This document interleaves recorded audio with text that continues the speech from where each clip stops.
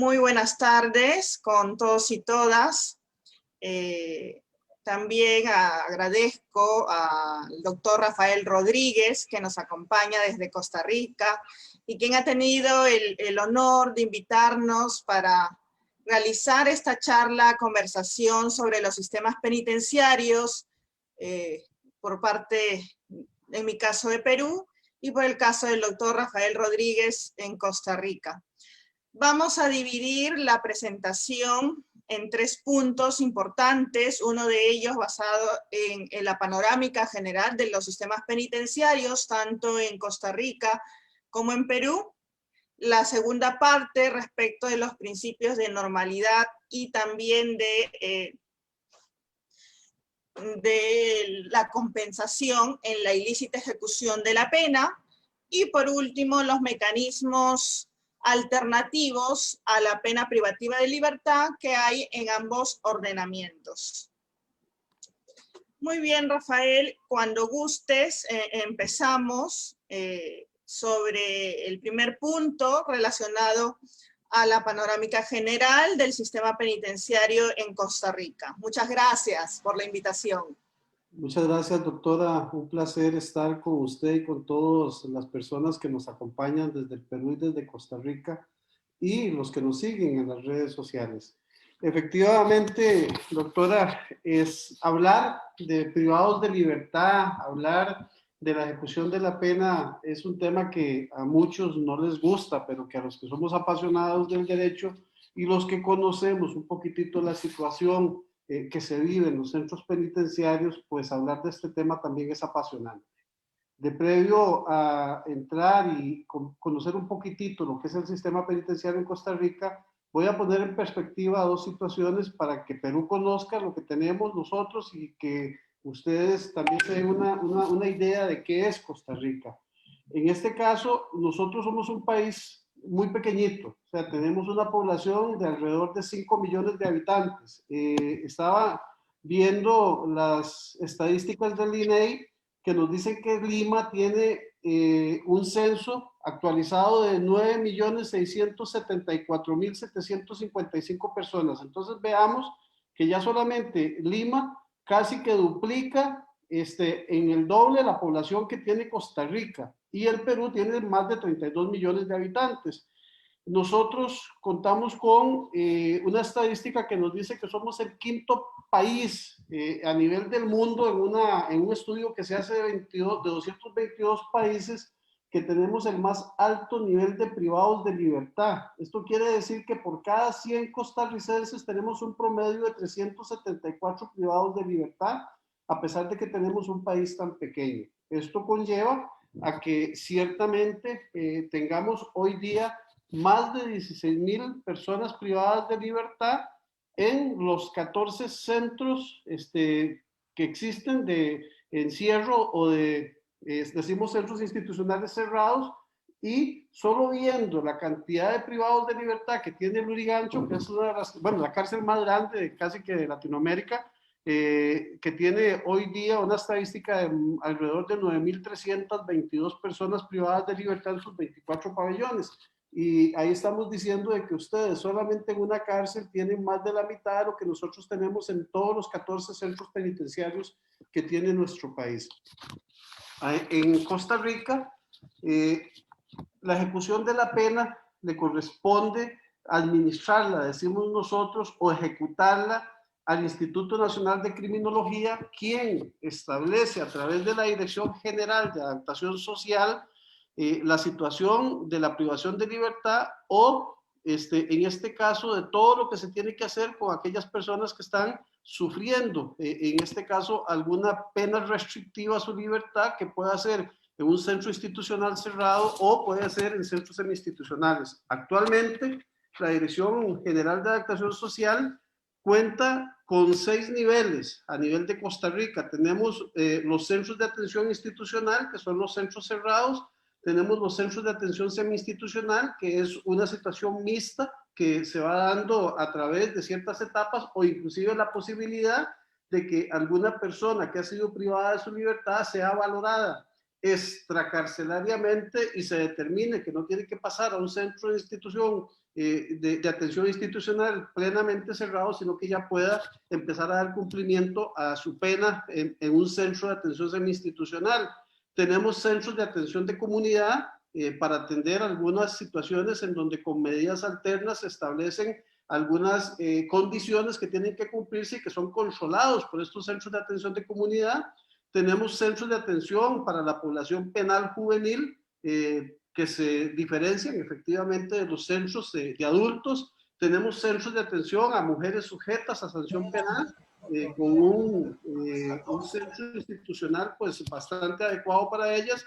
Y tenemos lo que se llaman las unidades de atención integral, que son un modelo que se vino desarrollando desde hace 2 o 3 años en Costa Rica para tratar de dar efectivamente un cumplimiento adecuado a lo que es la pena. En este caso en particular, contamos con 14 cárceles o 14 centros de atención institucional totalmente cerradas a nivel de todas las provincias. Se trata de que la mayoría de las personas, a pesar de que somos un país pequeñito y de que en 3 horas podemos ir de mar a mar y en 8 horas de frontera a frontera por carretera, la idea es que los privados de libertad se encuentren arraigados o desarraigados de su libertad en lugares en donde la familia pues esté cerca también de estos centros.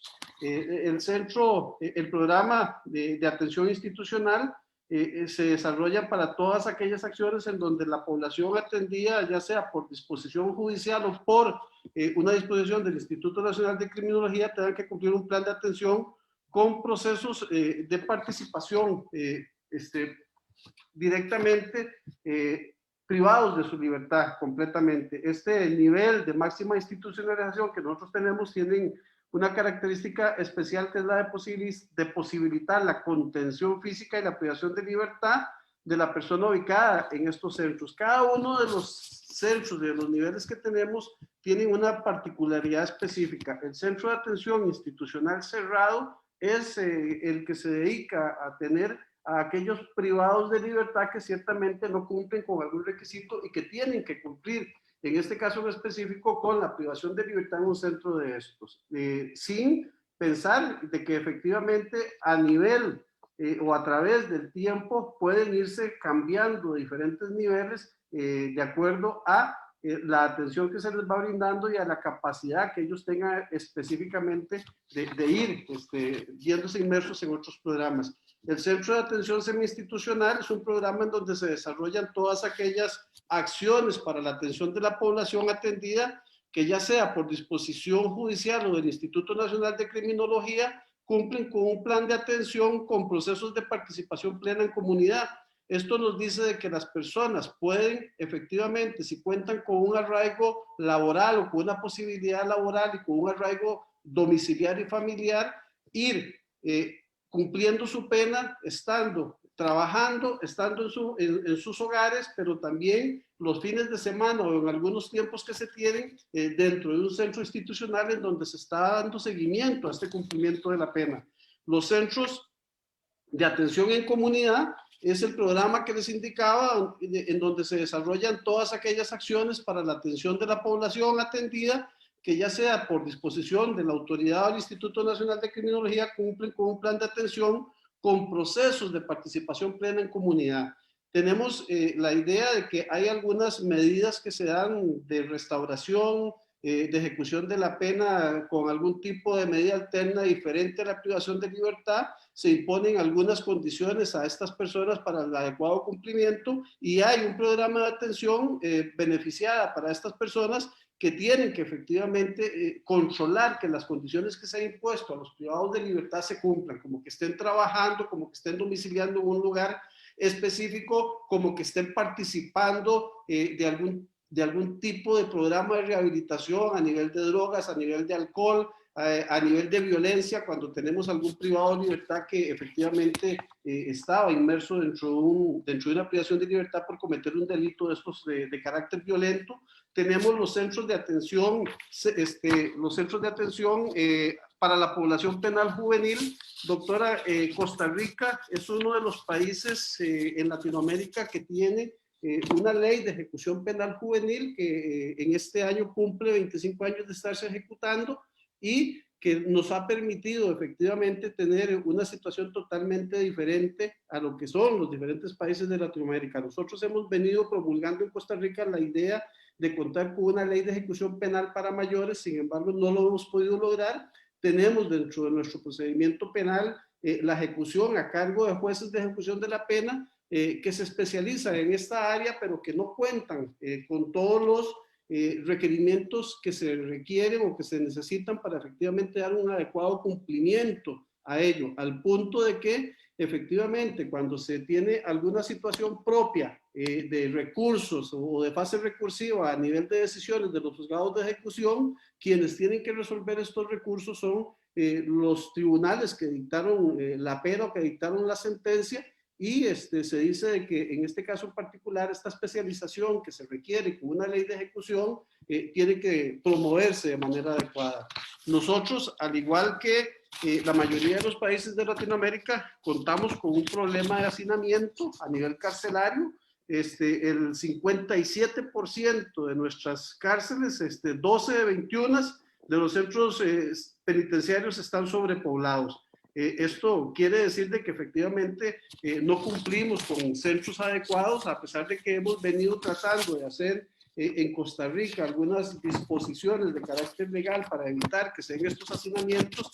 Contamos en estos momentos con un porcentaje de un 30.8% de sobrepoblación a nivel general en todos los centros penales, a sabiendas de que inclusive en algunos centros, especialmente en los centros de poblaciones fuera de la capital, los márgenes de sobrepoblación son superiores al 50%. Esto conlleva a que efectivamente no tengamos un adecuado cumplimiento de la ejecución de la pena y a que contemos con condiciones infrahumanas, no solamente de infraestructura, sino que también de condiciones para que sean tratados con personal especializado las personas que están privadas de libertad y que puedan cumplir el plan de atención que se les asigne de manera adecuada, buscando el fin que tiene la pena, que en este caso en Costa Rica está establecido por nuestro artículo 40 constitucional y el 51 del Código Penal, que es la finalidad es la rehabilitación del ciudadano. Con toda la experiencia que usted tiene, doctora, sabemos que las cárceles no son rehabilitadoras y no es que no sean rehabilitadoras porque no puedan hacerlo, es que no se cuenta con las condiciones para que las cárceles puedan tener ese fin resocializador y de rehabilitación que se requiere en las personas que están siendo objeto de una privación de libertad como consecuencia de haber cometido un hecho delictivo donde se ha demostrado efectivamente esa participación. Esto es una sinopsis básica, doctora, de lo que tenemos en Costa Rica en relación a cómo está nuestro sistema penitenciario hoy día. La dejo para que usted nos ponga en perspectiva la situación que también tiene Perú y que sabemos que es dramática también. Sí, muchas gracias, Rafael, por esta panorámica general que nos acabas de brindar sobre el sistema penitenciario de Costa Rica. Yo creo que los problemas estructurales que tenemos son comunes en toda la región latinoamericana, ¿no? Si bien nuestras constituciones albergan como mandatos la rehabilitación, o en el caso del Perú, ¿no? En el artículo 139.22 se establece que el régimen penitenciario tiene por fin la reeducación, rehabilitación y reincorporación del penado a la sociedad, que estas teorías se encuentran a su vez dentro de un concepto más amplio que es la resocialización.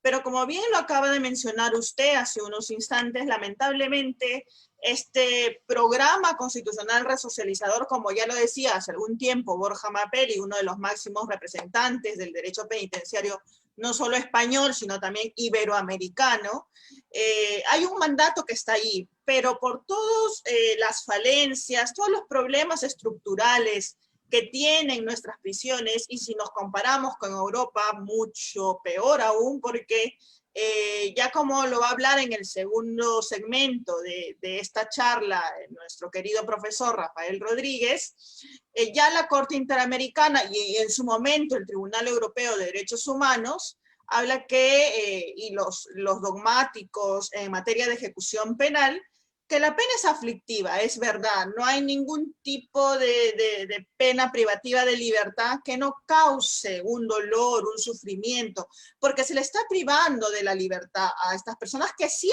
han cometido delitos, son responsables, pero estas son las consecuencias que nos traen. Pero ya en ese momento, cuando se coloca una pena privativa de la libertad, lo que se quiere es al menos que todos los demás derechos se respeten, ¿no? Porque no se deja la condición de persona, no se deja la condición de ser humano. Y como decía este máximo también referente por allá el año 1835, regente de la prisión de Valencia, y que significó en su momento muy adelantado para la época cuando se funda el sistema penitenciario progresivo en España. ¿Qué decía él? El visionario para su época decía de que quien ingresa a prisión es el ser humano y el delito se queda en la puerta, ¿no? Bajo esos mismos términos, bajo esas premisas, es las que se debe ejecutar la pena privativa de libertad.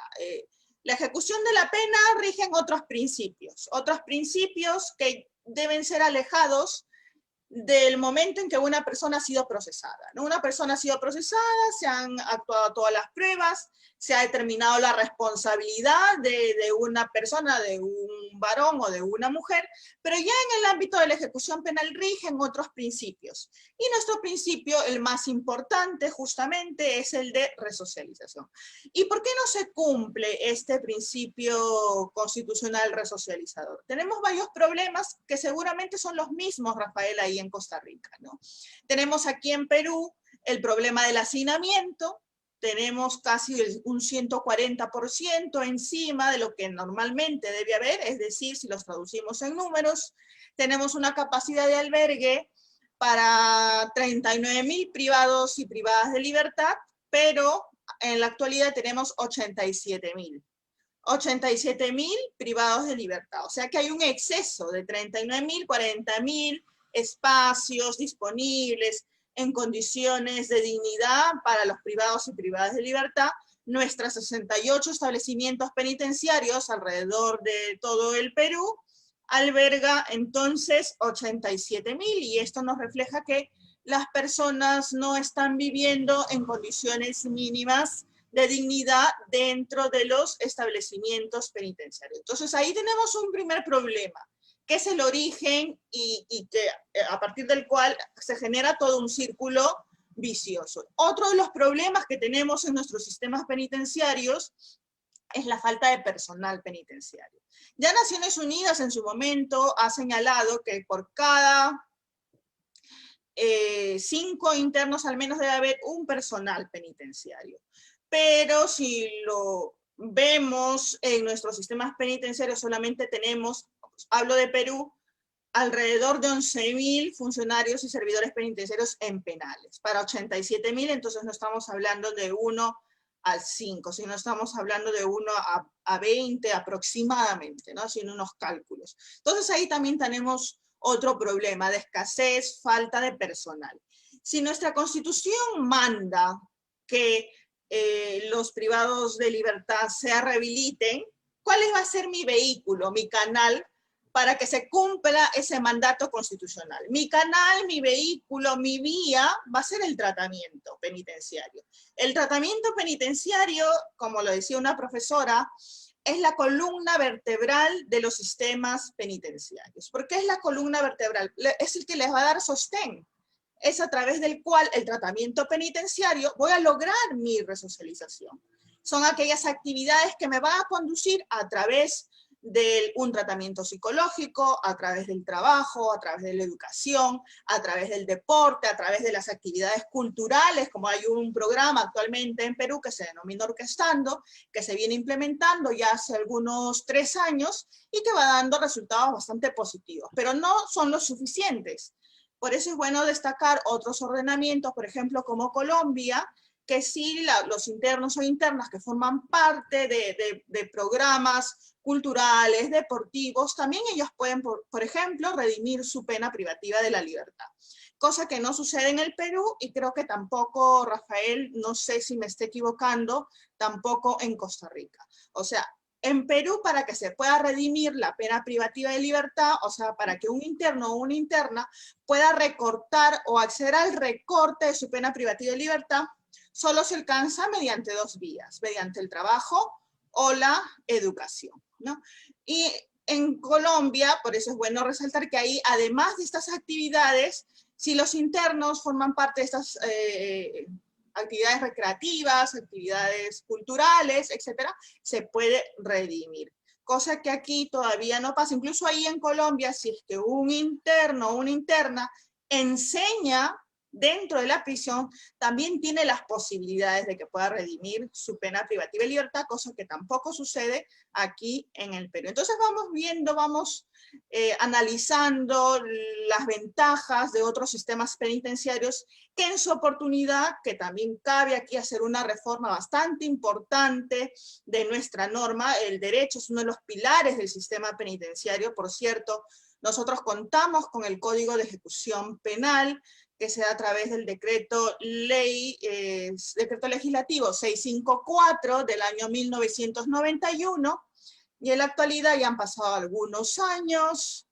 casi 30 años, ya cumplió este año 30 años, o va a cumplir 2021 30 años, entonces necesitan unos cambios, porque solo se ha dado modificaciones a nivel de beneficios penitenciarios, pero solo para la mayoría de las normas que se publican, y seguramente pasa también esto en Costa Rica, es que son para prohibir o restringir el acceso a beneficios penitenciarios, ¿no? Sale una noticia en los medios de comunicación y el legislativo inmediatamente es tan eficaz, no sigue el proceso racional de elaboración de normas penales, de que nos habla José Luis Díaz Ripollés, este catedrático también español, que se tiene que evaluar la comprensibilidad del texto de la norma, se tiene que evaluar si esa norma va a ser eficaz, y sobre todo cuáles van a ser los efectos de la norma. Pero se olvidan de algo importante, y que aquí lo vemos casi a diario,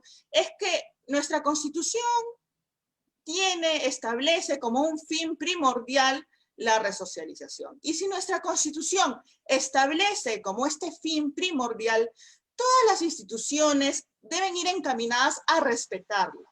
¿Por qué respetarla? Porque es un mandato que está ahí prevista en nuestra norma suprema.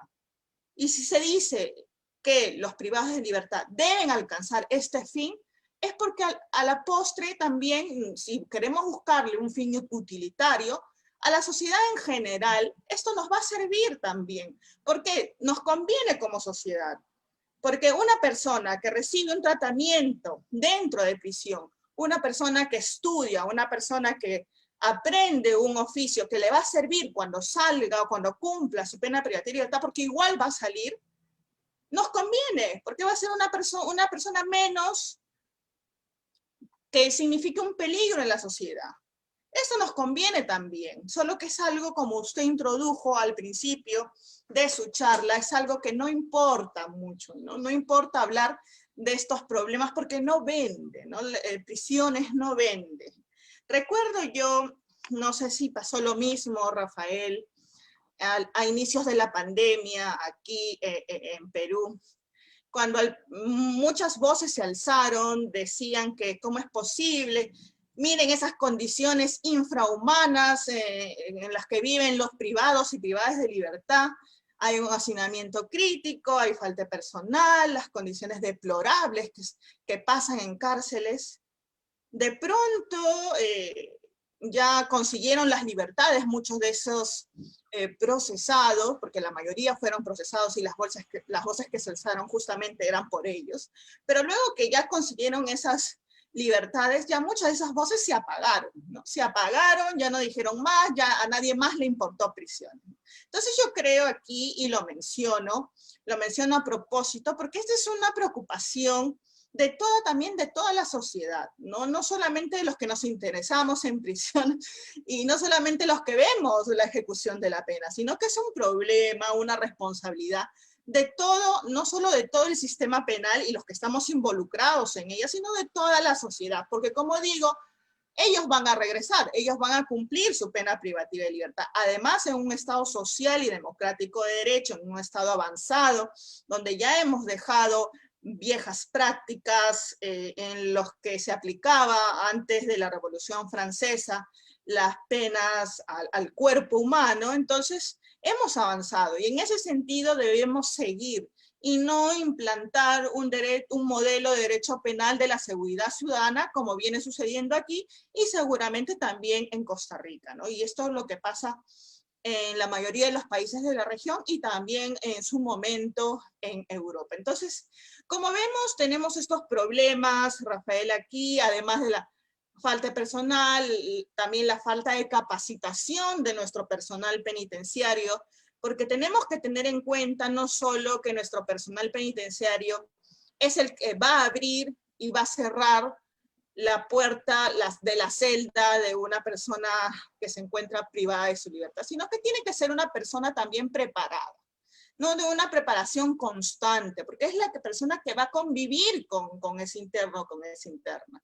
Es la persona que va a conversar a diario. Entonces, una persona que le va a trasladar también algún tipo de conocimiento y a través de esas conversaciones también debe influir, formar parte de ese cambio que pueda tener un privado o una privada de la libertad. Quizá no vamos a hablar de un cambio de conducta, porque eso es difícil, sobre todo en las condiciones que se viven dentro del penal o de los penales hacinados, pero al menos que estas personas sepan interiorizar luego de haber recibido un tratamiento. Bueno, no todos reciben tratamiento por los problemas que tenemos, no llega a todos los tratamientos específicos de acuerdo al perfil de cada uno de los internos o de las internas, pero es importante que ellos puedan interiorizar que una vez que cumplen la pena privativa de la libertad o que acceden a un mecanismo de prelibertad, sepan respetar la norma penal, ¿no? Ya acceden a esta etapa, la última del sistema progresivo, que ustedes también lo tienen, Rafael, ¿no? En la etapa de la prueba, o cumplen simplemente la pena privativa de la libertad, entonces ya están aptos para respetarla, que no reincidan.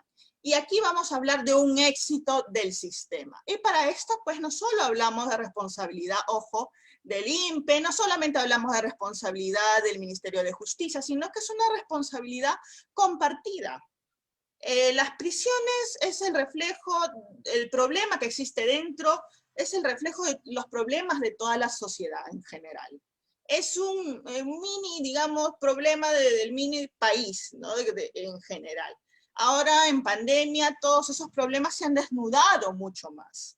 Entonces es importante que como se estableció y se dejó por sentado hace 4 años, en el 2017, con los decretos legislativos, aquí en Perú, y si ustedes desean revisar, son el decreto legislativo 1325 y el decreto legislativo 1328.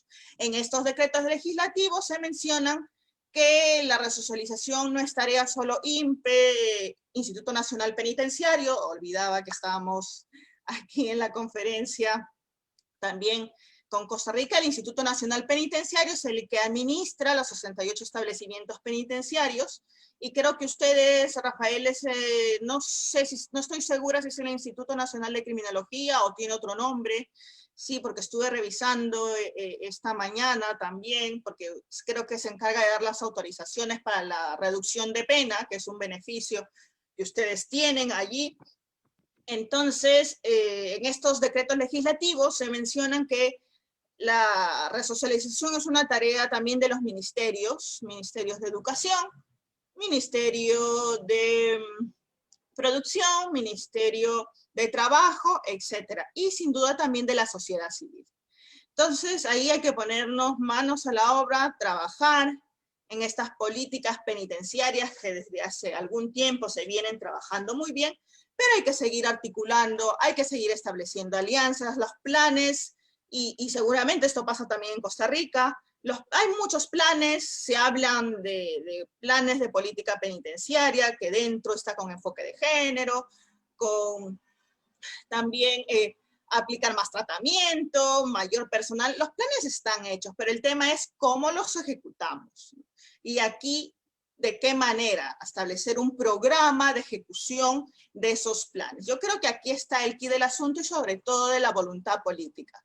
Porque si no hay voluntad política por parte de nuestras autoridades, difícilmente vamos a lograr que este fin constitucional se cumpla. Entonces, aquí también para ya ir cerrando esta primera parte de esta charla, en mayo del año pasado se publicó una sentencia del Tribunal Constitucional en el que se exhortaba al Ministerio de Economía y Finanzas aquí en Perú a que también, pues, como ellos son los que dan el dinero, ¿no?, para todas las partidas, todos los ministerios y también al Instituto Nacional Penitenciario, que también se moje, ¿no?, en el sentido de que se haga responsable, de que sea consciente de todo el problema que se vive en prisiones y que aumente también ese presupuesto, porque es otro de los problemas que tenemos, ¿no?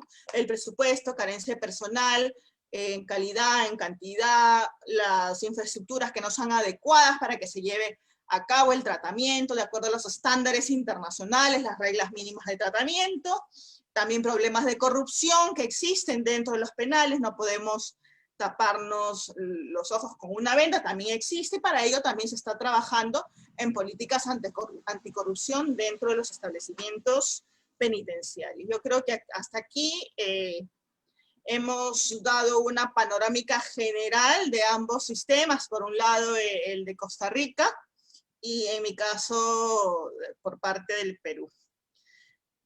No sé, Rafael, si tienes alguna pregunta o continuamos con la segunda parte.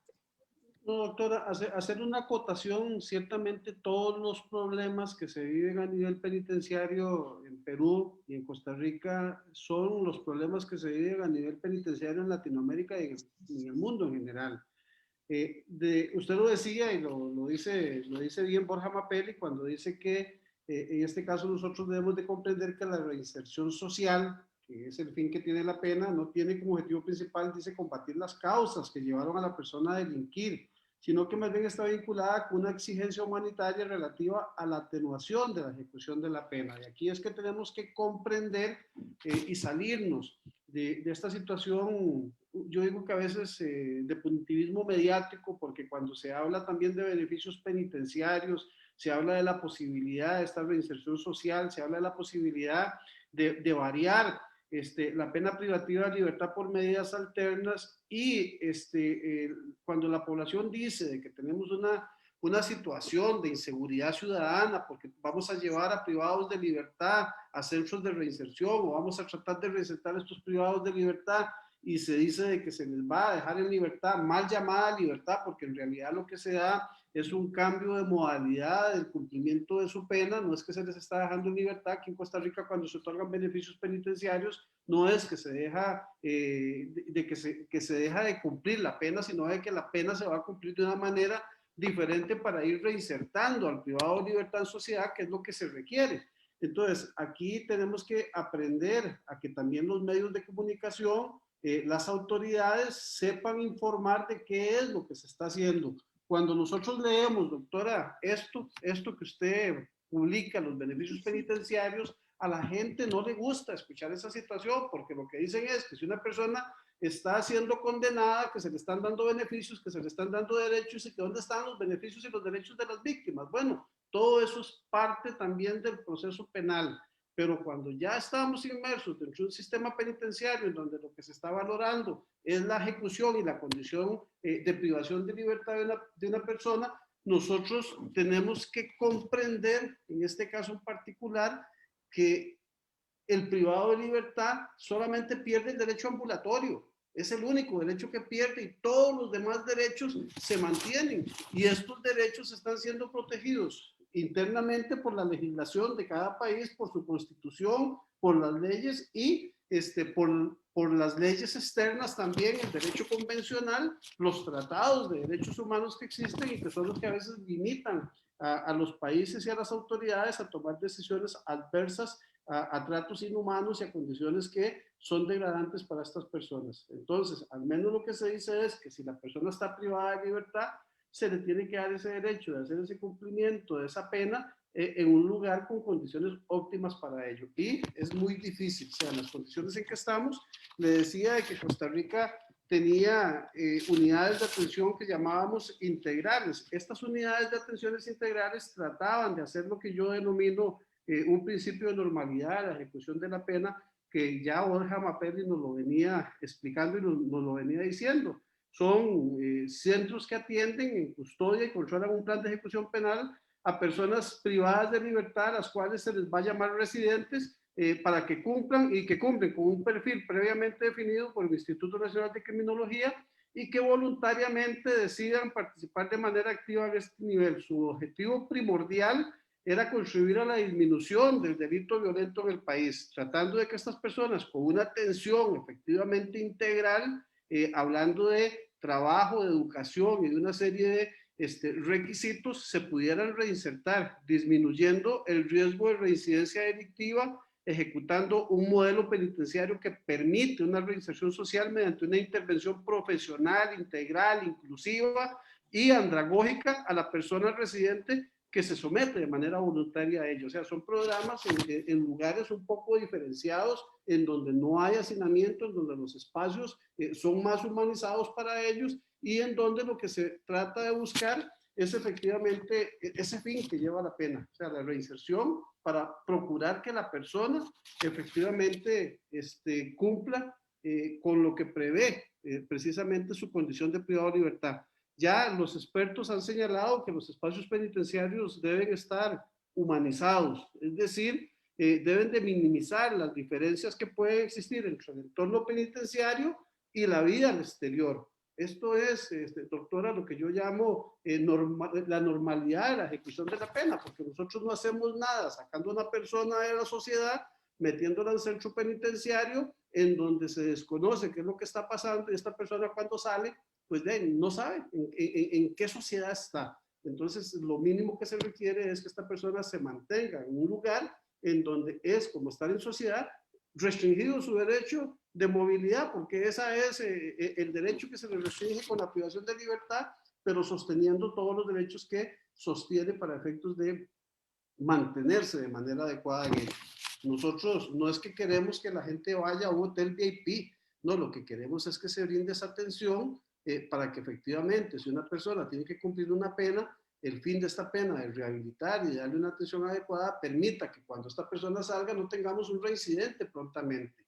Es claro de que la mayoría de las personas que son objeto de beneficios penitenciarios, que son objeto de oportunidades que les brinda el sistema o la misma ley, son muy pocos los que reinciden, con el infortunio de que cuando a una persona de estas se les otorga un beneficio y comete un hecho delictivo, ese es el único que sale en los medios de comunicación. A esta persona que se le acaba de dar un beneficio penitenciario cometió un nuevo delito, pero se les olvida decir que esa persona es una tal vez de 100 y que los otros 99 a los que se les otorgó un beneficio efectivamente cumplieron con el fin que tenía ese beneficio de buscar ciertamente de que la persona saliera a la sociedad a hacer el bien y a tratar de convivir. ¿Por qué? Porque en muchas ocasiones lo que hacemos es que trasladamos esa privación de libertad hacia los familiares, hacia la familia, hacia la gente que está cuidando el privado de libertad. Yo particularmente les digo a los muchachos que atiendo a nivel carcelario, porque tengo un programa de administración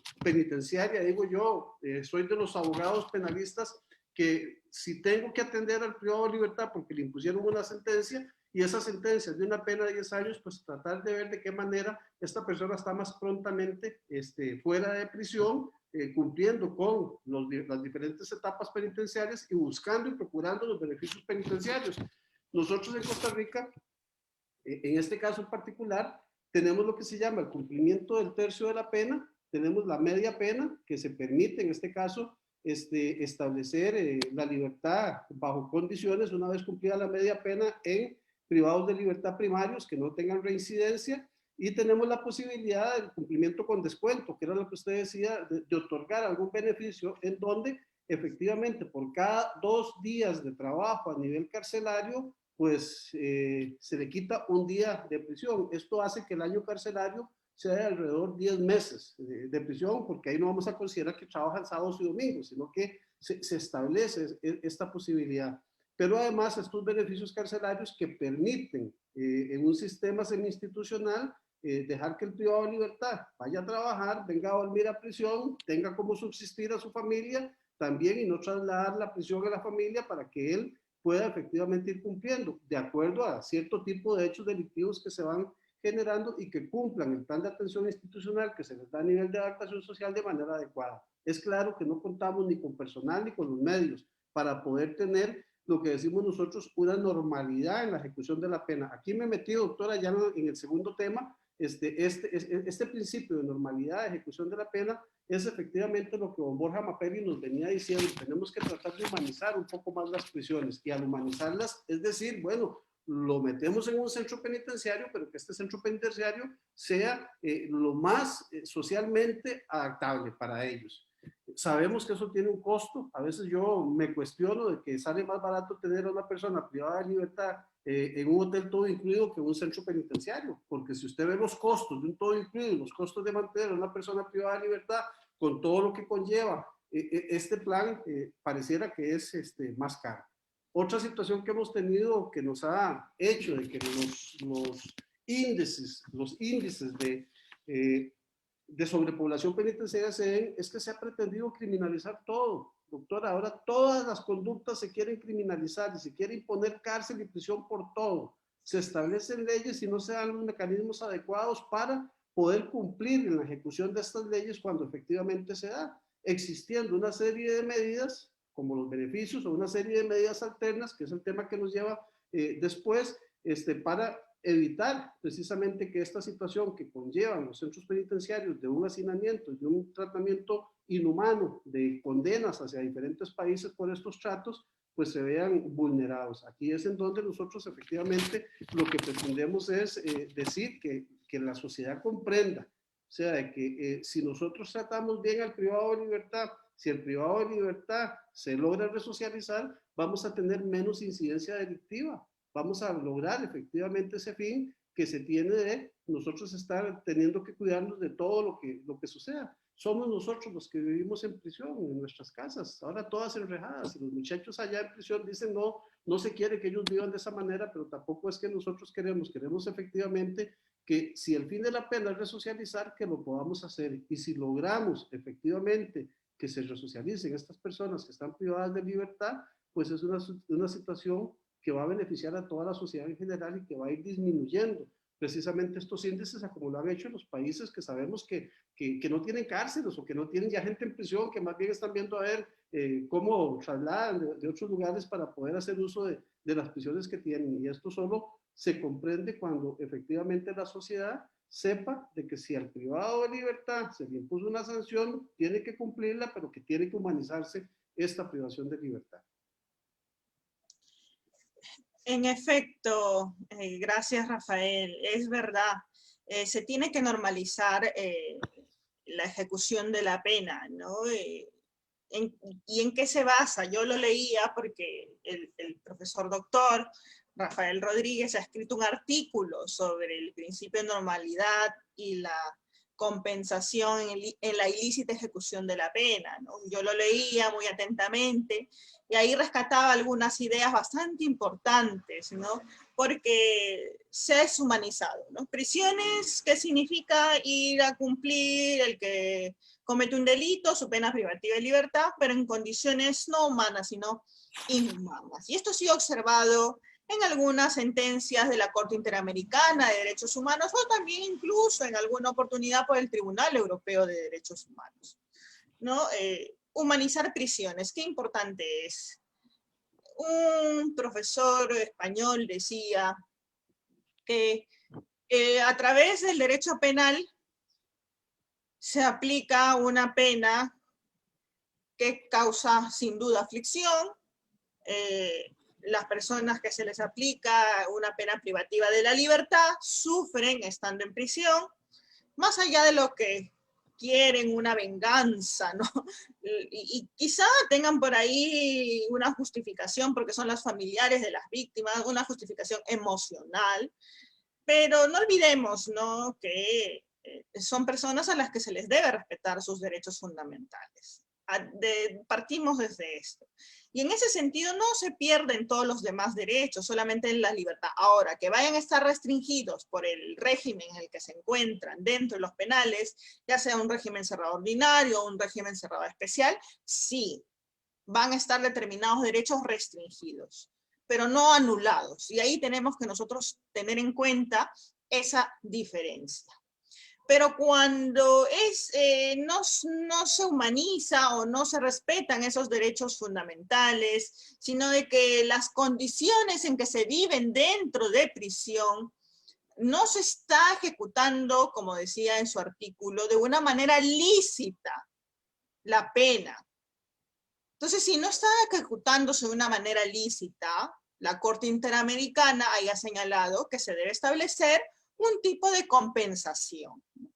Porque durante un tiempo determinado que se ha cumplido la pena privativa de libertad en prisiones, no solo se ha sufrido por el castigo de la pena, que bueno, en esa parte se cumple un fin retributivo, sí, pero además el sufrimiento ha sido mayor por las condiciones en que ha estado dentro de prisiones. Y en ese sentido, ya la Corte ha mencionado que se debe compensar. Por ejemplo, hablaba de una reducción de penas, de un recorte de la pena privativa de libertad, de una manera racional, en virtud de la pena que se le ha aplicado, en virtud de lo que ha venido haciendo dentro de prisiones. Entonces, en ese sentido, va a ponderar el director del establecimiento penitenciario, dependiendo del sistema, que es un juez de ejecución penal, y bien por Costa Rica, que sí tienen los jueces de ejecución penal y nosotros en Perú no lo tenemos, creo que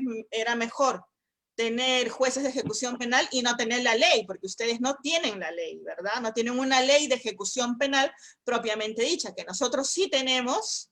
Entonces ahí vamos a ver que hay vacíos que nosotros todavía no cubrimos, a pesar de que tiene bastantes años publicada nuestra norma de ejecución penal. Y esta figura del juez de ejecución penal, que es sumamente importante por las funciones que cumple, que luego vamos a pasar, ¿no?, a detallar. Entonces, ya se ha mencionado que la Corte Interamericana habla de compensar ese dolor, ese sufrimiento, que no se sufre solo por la aplicación de una pena, sino por las condiciones infrahumanas. Por eso es importante, Rafael, y te comento aquí, cuando yo tuve la oportunidad de trabajar para prisiones como parte de esa política, si es que desde otro sector no se implementó por X razones, desde el INPE en su oportunidad se promovía que los jueces y fiscales visiten prisiones. Porque un juez y fiscal tiene que saber, ¿no?, a quién le van a privar de su libertad. Tiene que saber cómo a esa persona que le van a privar de su libertad va a cumplir la pena privativa de la libertad.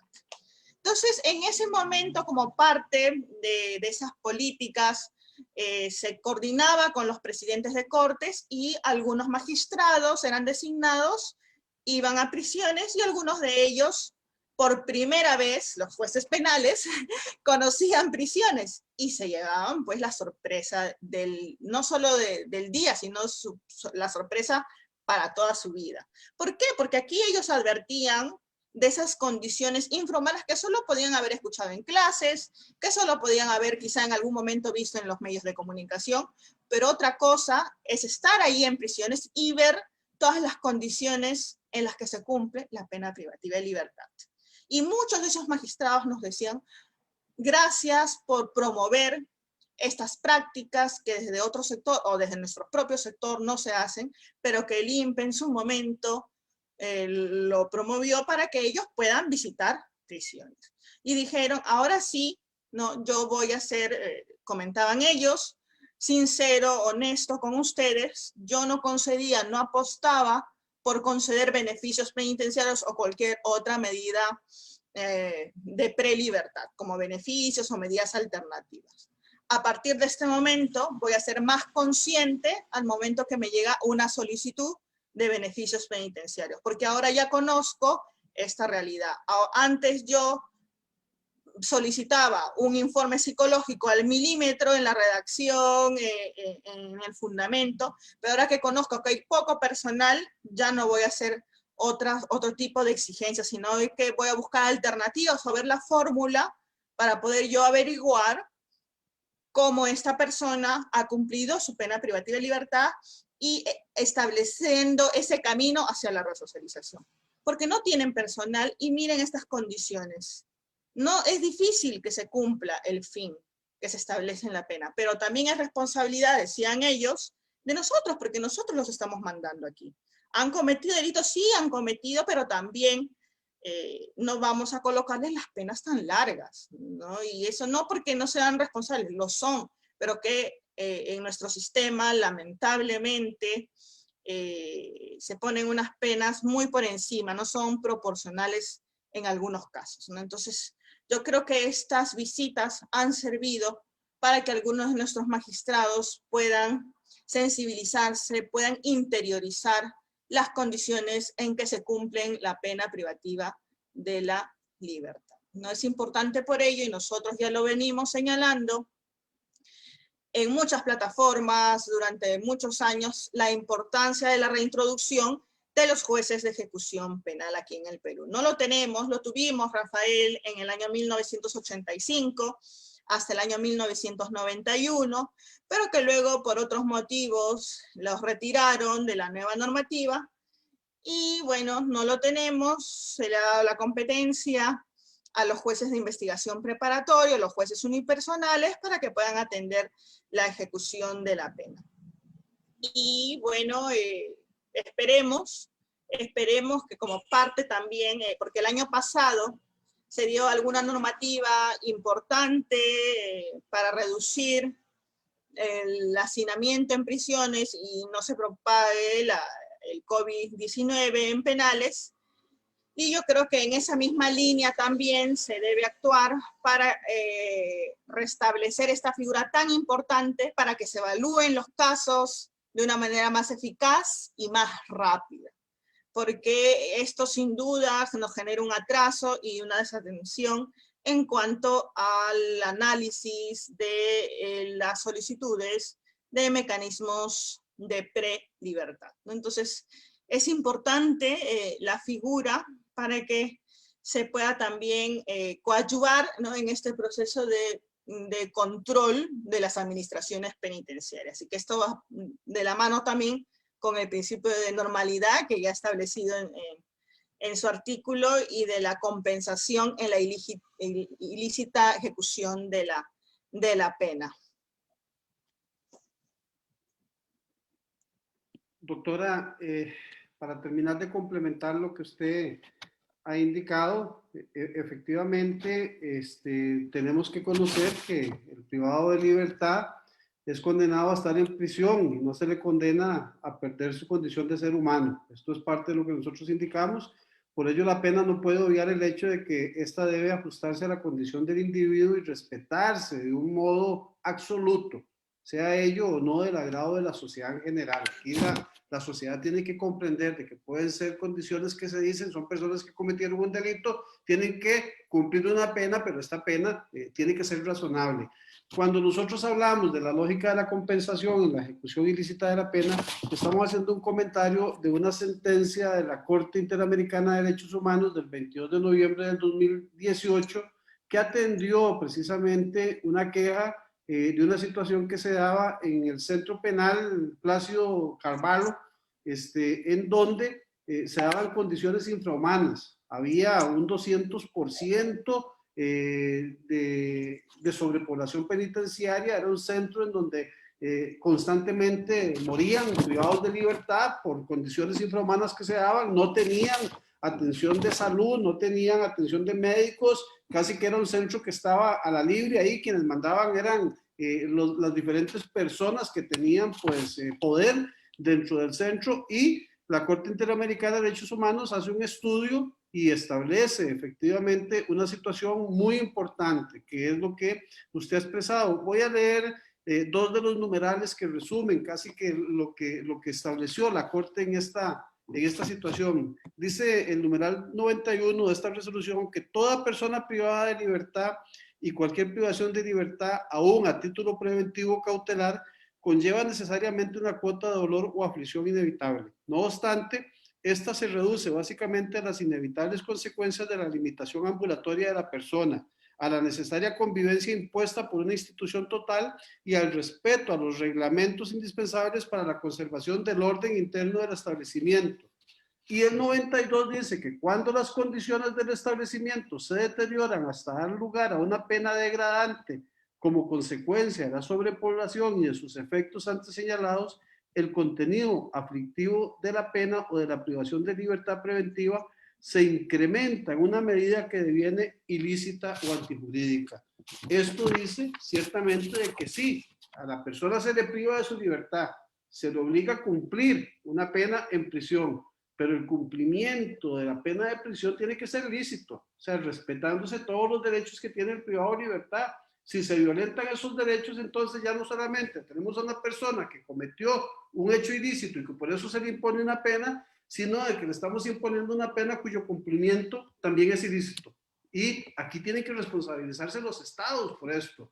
Esta sentencia va a conllevar a que efectivamente, si yo hago un análisis de lo que pasa en Costa Rica, muchas de las condiciones que se hagan a nivel de nuestros centros penitenciarios son efectivamente un cumplimiento ilícito de la ejecución de la pena, porque se está teniendo a privados de libertad en condiciones infrahumanas, con poca atención de salud, con poca atención de educación, con poca atención de infraestructura. Tenemos a gente durmiendo en colchonetas en el piso, debajo de una cama, durmiendo en los servicios sanitarios porque no hay espacio a nivel carcelario. Y entonces aquí esto es lo que nosotros tenemos que tratar de cuidar. O sea, saber de que efectivamente si ese cumplimiento es ilícito, la Corte lo que dijo era, bueno, a todas estas personas que estaban en ese centro penitenciario que han tenido un cumplimiento ilícito de la pena, vamos a compensarlos. Y lo que se tiene que hacer es un estudio para decir que por cada 2 días de cumplimiento ilícito de la pena, se les va a reducir un día.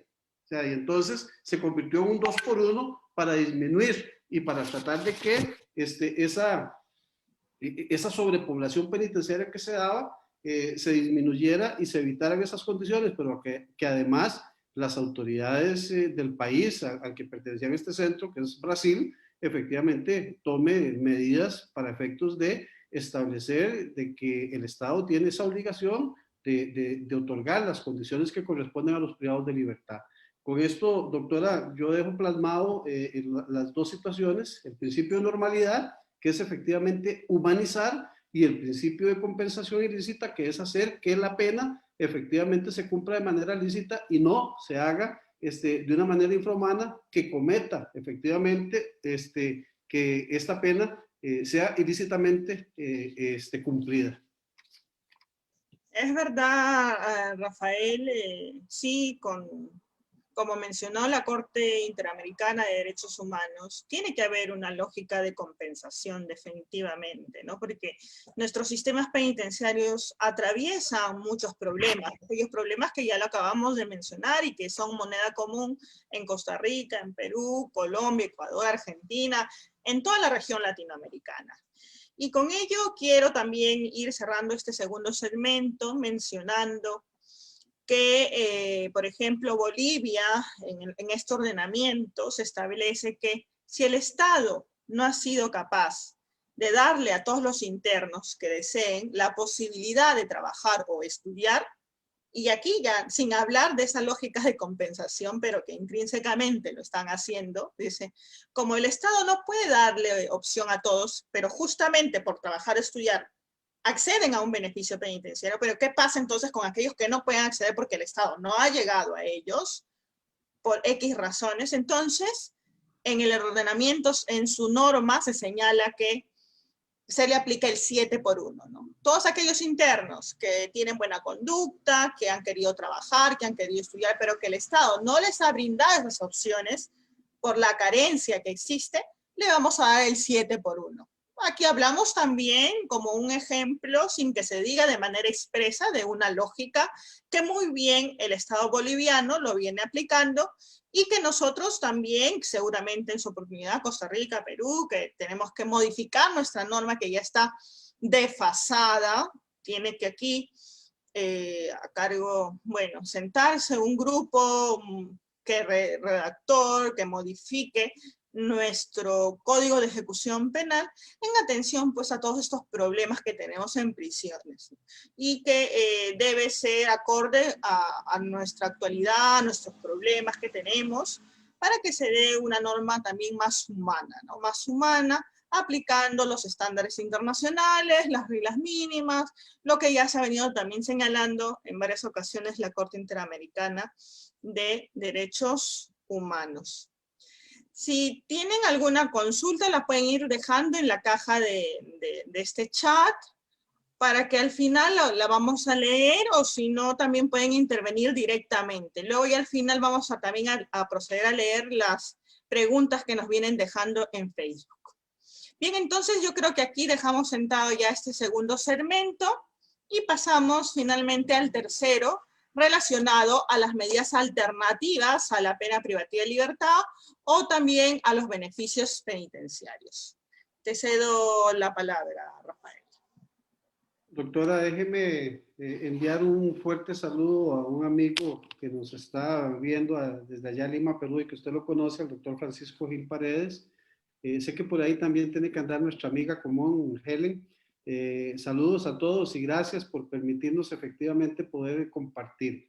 Francisco nos dice que por qué no se privatizan las prisiones.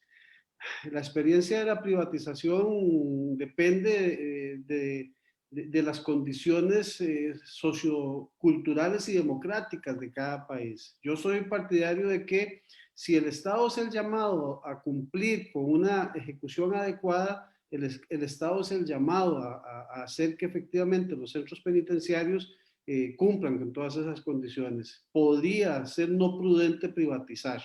¿Por qué? Porque si hoy día, usted misma lo dice, tenemos corrupción a nivel interno, tenemos problemas a nivel penitenciario, mire, tenemos problemas no solamente de hacinamiento, tenemos problemas de drogadicción, tenemos problemas de que aquí en Costa Rica ya se tuvieron que bloquear las líneas telefónicas porque los privados de libertad tenían call center para establecer situaciones de estafas a nivel interno.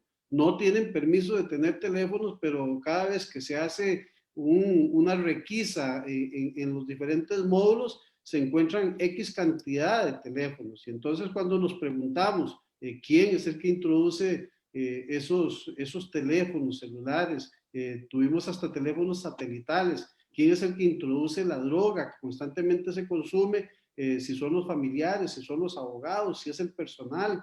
Hemos tenido personal penitenciario privado de su libertad por efectivamente encontrarse cometiendo este tipo de ilícitos. Si siendo el Estado el que está cuidando eso y tenemos este problema, yo no sé qué pasará con la privatización, si efectivamente el Estado va a poder controlar ello o más bien va a ser peor la medicina que la cura que la medicina, en este caso en particular. Entonces yo en estos momentos creo que el privatizar depende de cada estado y de las condiciones que cada estado tenga para cuidar de manera efectiva que esa privatización no vaya a generar más bien un problema interno. Por ahí le preguntaban, doctora, que qué opina usted de dar o de poner las vacunas COVID a los privados de libertad antes que a la población externa. Yo tengo mi opinión al respecto. Desafortunadamente en Costa Rica todos los centros penitenciarios los tenemos casi que cerrados para visitas precisamente porque han habido no solamente contaminados de COVID a nivel de privados de libertad, sino que a nivel del personal que trabaja en los centros penitenciarios y que yo le digo que son los privados de libertad que tienen la posibilidad de salir todos los días, pero que tienen que regresar al mismo centro. Los privados de libertad saben que van a cumplir una pena y que en algún momento van a dejar de cumplirla, pero el funcionario penitenciario sabe que ahí se tendrá que quedar hasta que se pensione o se jubile o deje ese trabajo. Entonces son los privados de libertad que se les paga, pero que también ellos sufren esa condición infrahumana que se vive. Y usted que trabajó en centros penitenciarios sabe que lo que estoy diciendo es cierto. Entonces, aquí tenemos que tener mucho cuidado con esto. Para entrarle al tema, doctora, de los beneficios penitenciarios, nosotros en Costa Rica, en realidad no tenemos una ley que establezca o que no tenemos una normativa que establezca que a los privados de libertad se les tienen que dar beneficios penitenciarios por X razón. O sea, la ley establece lo que le decía a usted, el cumplimiento de la pena con descuento cuando se da la posibilidad de que la persona trabaje dentro del centro penitenciario, realice alguna actividad y esa actividad que realice le permita compensar por cada 2 días de trabajo un día de prisión. Tenemos la posibilidad de ir dentro de los diferentes niveles avanzando. O sea, es un proceso en donde yo ingreso en una condición y puedo ir avanzando en diferentes modelos hasta el punto de que inclusive yo puedo dar cumplimiento a la pena únicamente yendo a firmar cierto tiempo a un centro que se me asigna, pero cumpliendo algunas condiciones. Tenemos la posibilidad y hay una normativa a nivel de adaptación social, el reglamento de adaptación social decía cuando nosotros hablamos del tercio de la pena que ningún privado de libertad podría ser objeto de un beneficio penitenciario si al menos no ha cumplido el tercio de la pena. Esta era una limitación que se tenía estableciéndose de que estos beneficios penitenciarios son los avances, o sea, los avances progresivos dentro del mismo sistema que le permiten ir a centros semi-institucionales, a unidades especiales o a centros de comunidad para brindar efectivamente el cumplimiento en una modalidad diferente a la prisión cerrada.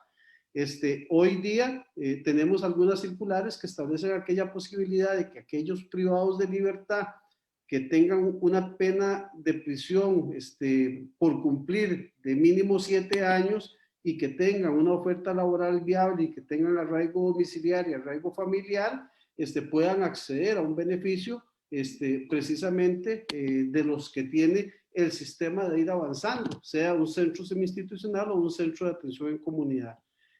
A nivel intracarcelario tenemos la posibilidad, nosotros sí tenemos inmerso dentro de la mayoría de los centros penales, centros de educación, las personas pueden llevar educación desde la escolaridad hasta la universitaria. Hemos tenido a la Universidad Estatal a Distancia con programas de educación a nivel de privados de libertad y hemos tenido muchachos que han salido con su profesión de prisión para resocializarse y establecer efectivamente una vida diferente. Son pocos los beneficios a nivel carcelario que tenemos y a nivel penitenciario porque tal vez efectivamente no se ha establecido dentro de una ley de ejecución que pueda establecer estas condiciones, esas posibilidades. Hoy día contamos con la posibilidad también, doctora, de hacer lo que se llama una valoración extracarcelaria para aquellas personas que se les impone una pena inferior a los 7 años o 6 años de prisión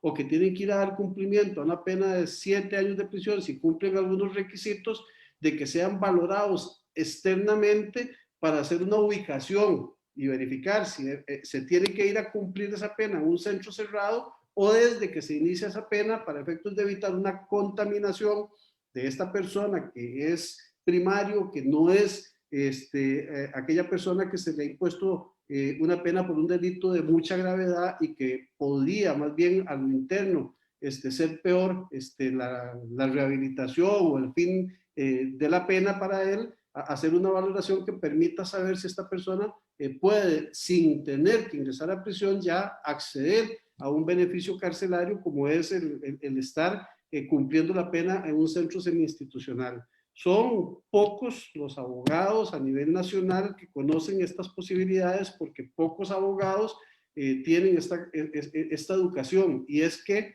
efectivamente en nuestras universidades cuando vemos el Código Procesal Penal el capítulo de la ejecución de la pena es el último del Código Procesal Penal y nunca se termina de ver todo eso y generalmente la ejecución de la pena pues no se ve. Somos nosotros los que hemos venido tratando de informar y de dar capacitación a nivel del Colegio de Abogados y de algunas organizaciones que nos dedicamos a actualizar y a capitalizar, a capacitar a las personas sobre esto. ¿Por qué? Porque yo siempre se los digo a ellos, mire, si yo soy penalista, yo no me tengo que quedar, que si una persona me buscó y lo condenaron, yo no tengo que decirle, bueno, chao, ya te condenaron, váyase. Existe y es todo un nicho, inclusive de trabajo, el ayudar a hacer esa administración de la pena, los diferentes beneficios, las diferentes incidencias que se dan, cuestiones de salud, cuestiones en donde el privado de libertad y las familias que en algunas ocasiones pueden efectivamente pagar un abogado, pueden dar seguimiento, ubicaciones carcelarias, la situación de los beneficios que se tienen internamente, de convivencia o de no convivencia, pero esto sí nos genera a nosotros esa posibilidad. Hemos venido promulgando más bien no tanto beneficios penitenciarios dentro del margen de los privados de libertad, sino que más bien las leyes que imponen sanciones den medios alternativos a la prisión. O sea, que si criminalizamos algo, no solamente con prisión, se tiene que ejecutar una sanción penal. Por eso es que hoy día tenemos algunas leyes que efectivamente en algunos casos específicos permiten hacer una conmutación de la pena de prisión por trabajo social, por alguna justicia restaurativa en donde se ve beneficiada también la víctima con ello. Tenemos diferentes medidas alternas, como es la conciliación, la reparación integral del daño, para evitar que efectivamente un proceso de estos nos llene las cárceles de personas que efectivamente van a verse más inmersas dentro de un problema a nivel familiar, social, que estando con la posibilidad de compensar. Entonces, yo soy más partidario, efectivamente, de que si vamos a criminalizar todo y que si vamos a imponer sanciones, entonces que permitamos que estas sanciones tengan medidas alternativas a la prisión y que solamente llevemos a prisión aquellos casos que efectivamente requieren ser objeto de prisión. Sabemos que hay delitos de gravedad, sabemos que hay personas que no pueden convivir en sociedad, que se les tiene que imponer una pena de prisión, que se les tiene que privar de su libertad, pero entonces también sabemos que hay una serie de delitos, yo digo de bagatela, que conllevan efectivamente a una sanción privativa de libertad que es desproporcionada. Usted hizo la mención, doctora Milla, al respecto de que sí, también la pena tiene que ser proporcional y proporcional al hecho. Mire, aquí se le impone una pena de prisión a aquella persona que traficó y que vendió 2 dosis de crack, 2 cigarrillos, y es la misma pena que se le impone a aquel que traficó 1000 kilos de cocaína. O sea, la pena mínima en estos casos es de 8 años para cualquier situación. Y hay gente que le dice, bueno, mire, yo estoy aquí porque vendí 2 piedras de crack y en eso me encontraron en el ilícito. Y el otro está aquí porque estuvo traficando 1000 kilos de cocaína y tiene 8 y 8 años cada uno. Solamente a nivel de la situación de las mujeres, el tráfico ha tenido una compensación y una proporcionalidad que se ha estudiado más y que debería estudiarse a nivel de los delitos. Entonces, tenemos que abogar por penas alternativas a la prisión y tenemos que abogar por beneficios penitenciarios cuando efectivamente tenemos a nivel carcelario la posibilidad de que los privados de libertad tengan este acceso que se tiene hacia lo externo, a la educación, a un oficio, a buscar soluciones internas para que los privados de libertad sepan de que efectivamente se ingresaron y no tenían un oficio y van a estar 10 o 15 años, pues que ahí estudien y que ahí aprendan ese oficio. Y si van a estar una cantidad de tiempo inferior, que terminen de generalizar su educación o el conocimiento que se tiene. Nuestros centros carcelarios tienen la posibilidad de ayudar, pero también depende en mucho de la misma condición en que la sociedad quiere que a estos privados de libertad se les ayude, porque cuando se dice, bueno, vamos a poner a privados de libertad a hacer labores en la calle, la gente va a decir, ¿y quién va a cuidar a estos privados de libertad que están haciendo esa labor en la calle? Va a ser peligroso, va a delinquir o va a reincidir. Y lejos de eso, más bien debería decir, ok, nosotros vamos a colaborar, vamos a ayudar, vamos a dar la mano para que esta persona efectivamente pueda estar en sociedad como corresponde. Entonces, no es una situación tanta de beneficios penitenciarios, sino una situación más allá de alternativas a la prisión, que dentro de la ley de ejecución, que dentro de los mismos delitos, establezcan estas posibilidades. Así es, totalmente de acuerdo, doctor. En efecto, ¿no? si bien se ha establecido una finalidad en el caso de los beneficios penitenciarios como primera, o sea, el primer orden es la resocialización, pero ya sabemos pues que esto no se cumple por todos los problemas estructurales que tenemos en prisiones. Pero hay una segunda finalidad que es una finalidad utilitaria que me va a servir para descongestionar las prisiones. Yo creo que ese también es un mecanismo que me sirve útil si una persona o varias cumplen con los requisitos, pueden acceder a estas medidas, ¿por qué no darles esas oportunidades? Pero a priori el legislador le dice, no, tu señor o tu señora eres incapaz de resocializarse y ex ante le dice, no tienes beneficios penitenciarios, no puedes acceder a medidas alternativas a la pena privativa de la libertad, ¿no? En nuestro ordenamiento en el Perú, según el artículo 42 del Código de Ejecución Penal, tenemos 5 beneficios penitenciarios. El primero de ellos, los permisos de salida, tenemos la redención de penas por el trabajo y la educación, la semilibertad, la liberación condicional y la visita íntima. Ya se ha definido como instrumentos que recortan la pena privativa de libertad o disminuyen el tiempo efectivo de internamiento.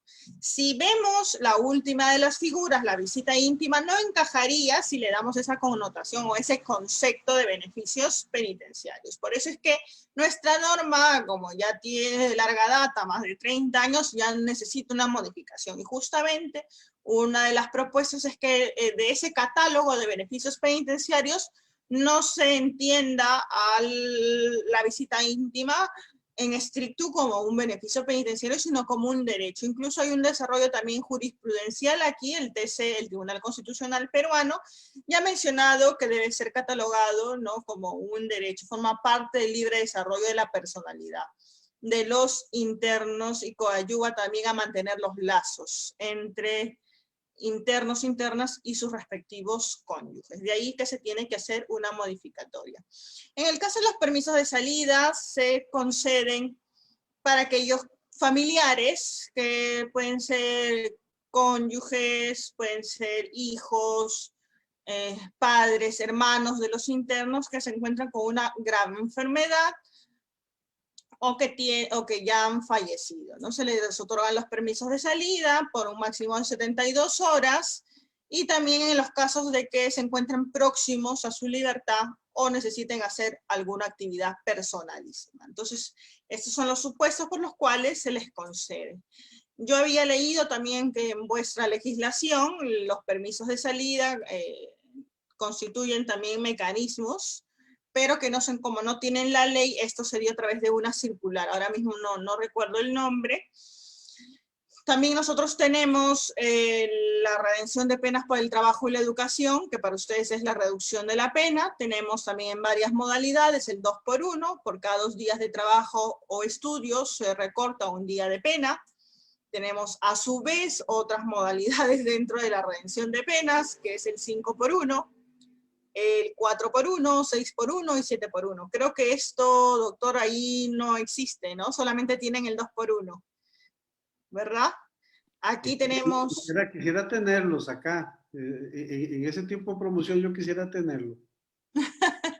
No, a nosotros ya nos hemos excedido, ya de pronto el legislador decía, este delito se considera de mayor gravedad, vamos entonces a cambiar, no tiene 2x1, si no le aplicamos el 7x1, sin ningún estudio previo, ¿no? Bueno, hay que decirlo, es necesario que se sepa, ¿no? Sí, es un error, sí, es un error. Yo creo que sobre todo los beneficios tienen que ir enfocados hacia que un interno ha cumplido un proceso de resocialización, ¿no? Ha trabajado, estudiado o asistido a un programa de tratamiento, actividades dentro de las prisiones, etcétera. Pero no en función del delito. Tiene que ir en función de los que ellos han hecho en prisiones. Después tenemos la semilibertad, liberación incondicional. También se establecen determinados requisitos. Entre ellos, para la semilibertad, haber cumplido la tercera parte de la condena, que sean primarios. Para libertad condicional, la mitad de la condena y de manera excepcional las 3/4 partes, y para semilibertad de manera excepcional las 2/3 partes. Lo de libertad condicional sí permite que los reincidentes, o sea, dice hasta segunda condena, puedan acceder a este beneficio penitenciario. Además también, y antes de pandemia, se decía que se debe pagar el 10% de la reparación civil. Con el decreto legislativo 1513 que se publica en este contexto y un poco para agilizar los expedientes, las solicitudes, ya no se establece ese requisito del 10%, porque los requisitos originarios que se encuentran en el Código de Ejecución Penal, luego por este contexto de pandemia se reducen a la mitad, y un punto a resaltar es que justamente no se exige el pago al menos de ese 10%. Esto queda a criterio del magistrado, sin embargo, la norma no lo establece de esta forma, pero el magistrado en varias ocasiones sí han solicitado o vienen solicitando el pago del 10% cuando la norma no lo señala de manera expresa el decreto legislativo 15.3. Y por último, la liberación condicional, que también hay que cumplir determinados requisitos, al igual que la semilibertad, ¿no? Que haya un pronóstico favorable de reinserción social, que tenga buena conducta, una declaración jurada para ese contexto de pandemia del domicilio donde va a cumplir, sustancia, también informes semestrales en los que se va a establecer lo que ha venido realizando dentro de prisiones a efectos de que los magistrados puedan resolver. Aquí quien se encarga de conceder los beneficios de semilibertad y liberación condicional son los jueces, a diferencia de los permisos de salida, la redención de penas por el trabajo y la educación y la visita íntima, que es el director del establecimiento penitenciario, ¿no? Y cuando en la audiencia de beneficios penitenciarios van a escuchar a las partes, mucho se toma en cuenta los informes de los psicólogos y las intervenciones de los mismos. Entonces, en ese sentido es importante el contenido de los informes, es importante la declaración de los psicólogos, porque sobre todo los magistrados garantistas se fijan mucho en ese proceso de reinserción que ha tenido una interna o un interno. Y aquí quiero señalar algo importante cuando estuve revisando los beneficios penitenciarios en Costa Rica. Ahí se mencionaba que la Sala Constitucional de la Corte Suprema Vuestra decía de que los informes no son vinculantes para los magistrados, ¿no? Porque puede ser que los informes psicológicos digan positivo, pero eso no vincula al magistrado a que conceda el beneficio de liberación condicional o libertad condicional.